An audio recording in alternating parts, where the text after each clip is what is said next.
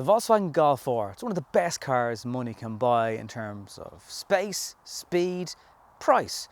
But what if you wanted that power with just a bit more room? Maybe you'd grown too big, or your family had, for the Golf R.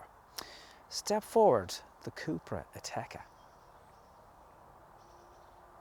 It's actually been a pretty big week for the Cupra brand, announcing some fairly savage looking Cupra electric vehicles for not too far away. But the biggest question you'll be asked if you're behind the wheel of one of these is, who's that badge? Well, it's Cupra.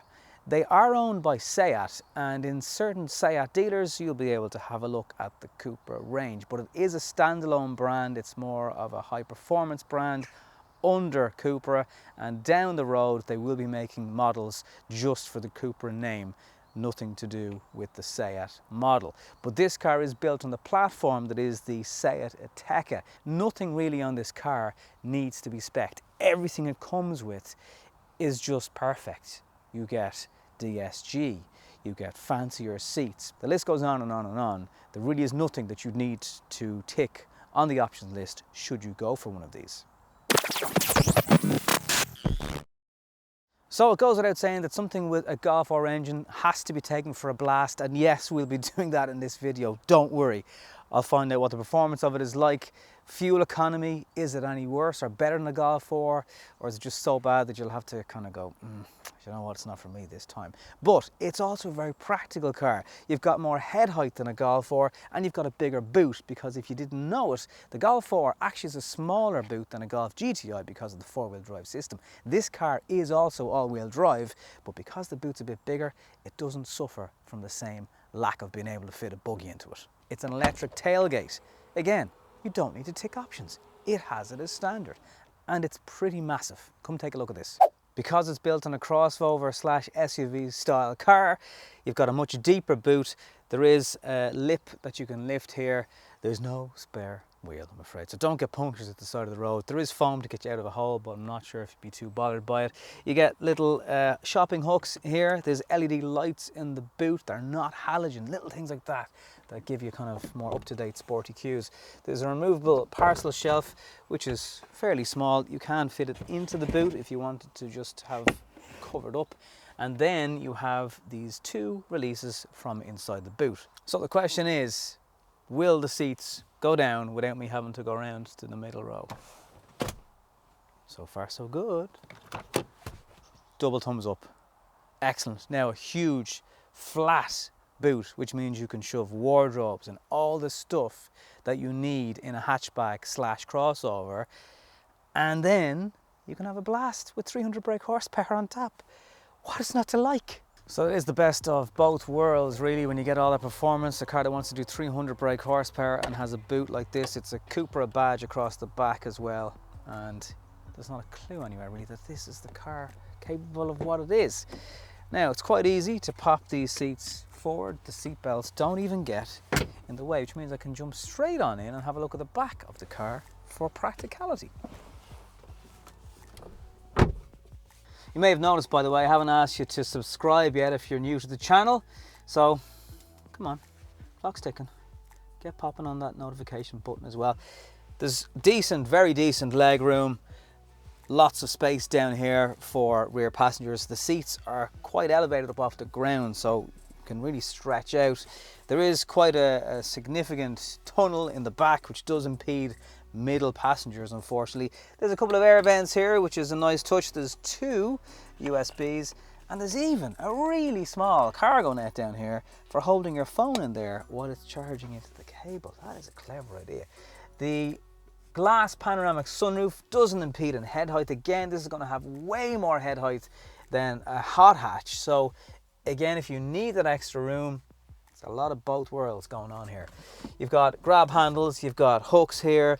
There's Alcantara on the door cards. The middle seat is actually quite wide, like you will get 3 people into this. There's a center folding armrest. It has cup holders, which are adjustable, by the way, so you can lift these bits out and you can slide them in depending on how big your drink is. I have not seen that in over a year doing car reviews.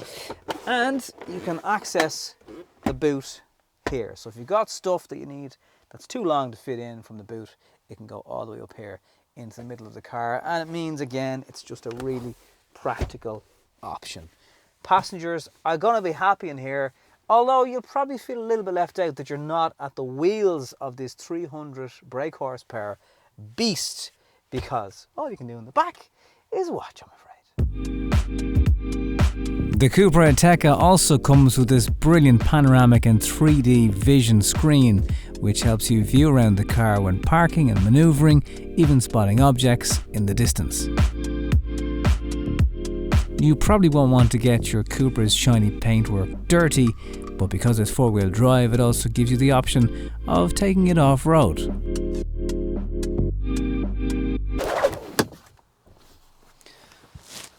Don't worry, not long to wait till we get behind the wheels of this car and we hit some country roads for a blast to see what it's all about. So, I don't think the Cupra Ateca has really put a foot wrong just yet. The price might do that to you, but I'll tell you about that in a second. You know, I don't want to ruin the party. It is Ireland after all. We know how much VRT likes to affect the prices of cars. It does feel quite familiar if you ever sat into a Seat Ateca before, but there's some differences when it comes to logos. Are you joining us, or are you coming in to have a look at this? You do get this really soft perforated leather steering wheel. It's got the Cupra logo on the front, carbon fibre cover on the steering wheel. There's heated seats, there's a 12-volt charger, 2 USBs and a jack if you're old school. There is no handbrake, not in the sense of a traditional style. You know, I know hot hatches, some should have them. I just don't think it would suit this type of car. There is launch control, however, where you put your foot in the brake and you have another foot in the accelerator. In sport mode, you rev the nuts off it, car goes off like a hot snot. And you can do that if you like. I think it's best suited to the track, to be honest with you, because it just takes off at such ferocity. You got an armrest here. It does slide back and forward. Beautiful. Storage down here. 2 cup holders. One will definitely take a cup. The other, it's debatable. Plenty of room in your door bins though for your large bottles of water. They're not carpeted, they are plastic. A little bit surprising at the price of this car. You can open your electric boot from in here. The glove box is actually very usable. More and more cars today are getting useless glove boxes because of fuses going in there.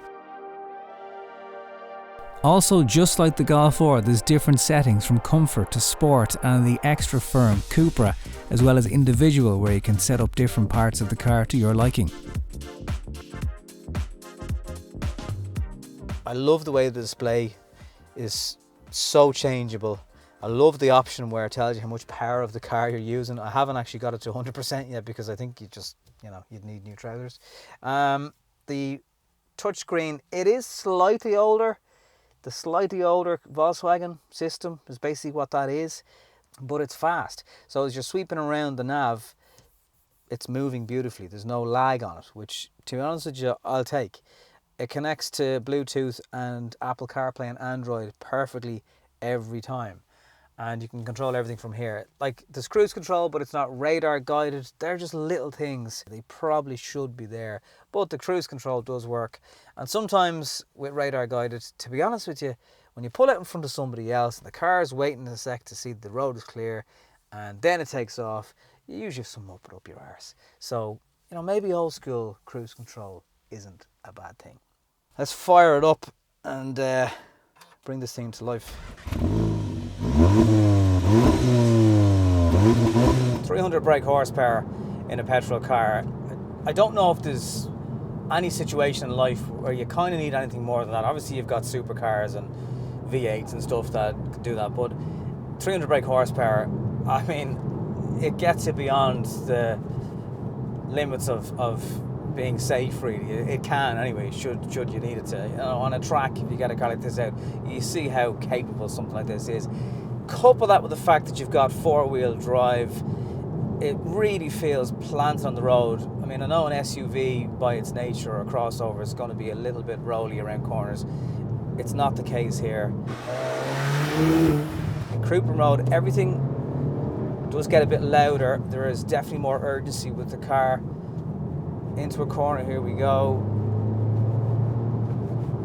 And over any bumps, it just feels firm. Now, not overly firm, not to the point where it's uncomfortable, but the confidence you have into a bend like that, and it's just, the power is always there then on top, and the blips out of the throttle, they're present. Wow. It takes less than 5 seconds for this car to get to 60, which is quite an achievement. As far as I know, even the Porsche Macan, or Macan, whatever way you like to pronounce it, it's a little bit quicker than that. You're going to get 12 litres per 100 kilometres. That'll get a little bit better on a cruise. Like, if you have this car and you're just tinkering along at, you know, the usual 100 kilometres an hour on the motorway, it's very sedate, it's very quiet, it's composed. The fuel economy does get a bit better then, but you are going to be, overall, your life with this is going to be 12, 13 litres per 100 kilometres. Very, very similar to the Golf R. Beside a guy in a 7 Series the other day, and let's just say there was 2 lanes of traffic going forward at the traffic lights. And I'm sure as he kind of saw this car disappear into the distance, he was like, what is that? But Jesus Christ, it picks up incredible pace so quickly. It's just endless squeezy throttle fun into a corner. Hard on the brakes, the Brembos really bite, like really bite.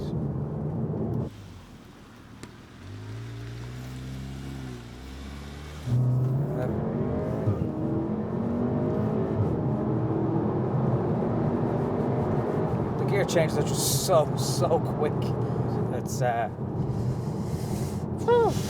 It's pretty good, lads. Thanks for watching. See you in the next episode. Cupra, keep doing what you're doing.